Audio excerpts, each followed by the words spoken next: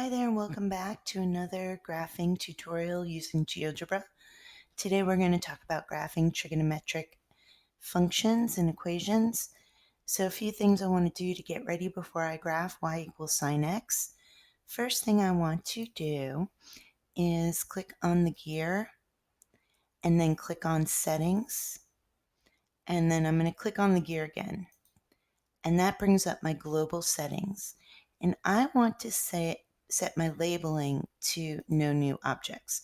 Things will get cluttered really quickly if I have labeling going on.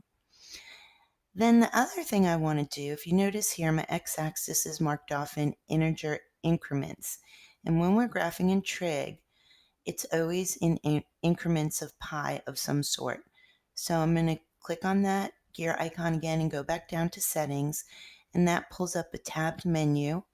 I'm going to click on my x-axis and I'm going to choose my units as pi.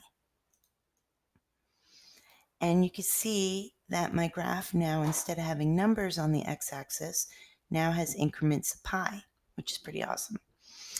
Okay, so when I'm graphing sine x, I know for a fact that the amplitude or its height can only go up to +1 and down to -1. So to kind of remind myself about that, I'm going to put in some guidelines. So I'm going to put a line in at +1 and I'm going to put one in at -1. And I don't want these to be big black lines, so I'm going to click on this arrow, which is the move, and I'm going to first change the color so I know those aren't my graph lines, and then just change them to dotted lines. And the reason why I'm doing that is they're not really important to the graph. You really don't even have to do this part, but it does help you remember where you're graphing. Okay, so now we want to put some points in so that we can connect them and make the graph. So I'm going to go to my point tool, and I know that the graph of sine x starts at 0, 0, and it crosses the x-axis at both pi and 2 pi, and it goes up to 1 halfway between 0 and pi, and it comes down to -1 halfway between pi and 2 pi.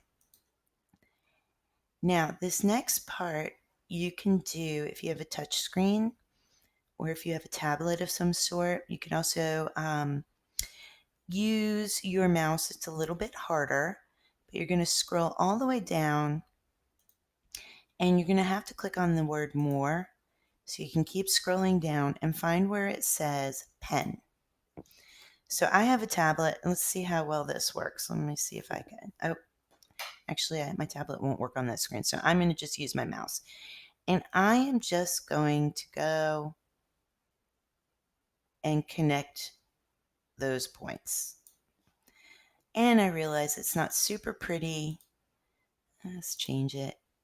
Let's change the color to red. It's not a super pretty line, but since I have my x-axis marked off appropriately and I have my guidelines here, if I submitted this to a teacher, he or she would totally understand what I'm graphing. So this would be perfectly fine to submit. Okay, so there's another option for you besides hand graphing your trig functions. If you have any questions, please contact your teacher. Bye.